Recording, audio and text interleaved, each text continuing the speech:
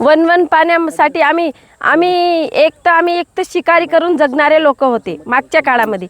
आता जर आम्ही शेती करून राहत असेल तर आमच्यावर हे सरकार परिस्थिती देणार का? नेहमी करता आम्हाला पाण्यासाठी भटका लागेल का? आम्हाला एका भाकरीच्या कुटक्यासाठी भटका लागेल का? हेच सरकार आमच्यावर नियम लागू करेल का? आम्ही फाशेपारधी समाज म्हणून का गुन्हेगार आहो का या सरकार लोकांचे किंवा या सरकारी अफसरांचे किंवा या देशांचे? जर आम्ही गुन्हेगार जर असेल तर आम्हाला हाच वेळी मरेपर्यंत आम्हाला हे तुम्ही शासनाकडचे नियम आमच्यावर लागू नका करू आणि आम्हाला हाच नियम ठेवून द्या.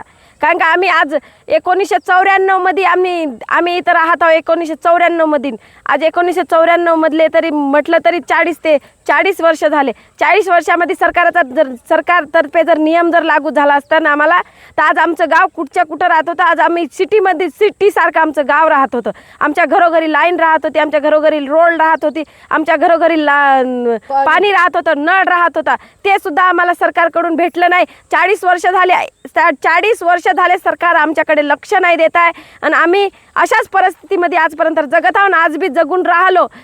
सरकार आमचे न्यूज जर जात असेल तर सरकारला विनंती आहे की आमच्याकडे खरंच तारतूने आणि खरंच काळजीपूर्वक आमच्याकडे लक्ष द्या. आमचं गाव सुधरवा, आम्हाला सुधरवा, तुमच्यासारखं बनवा आणि तुमच्या नियमामध्ये आम्हाला ढळून घ्या. काय तुमचं? पूजा मंगल पवार.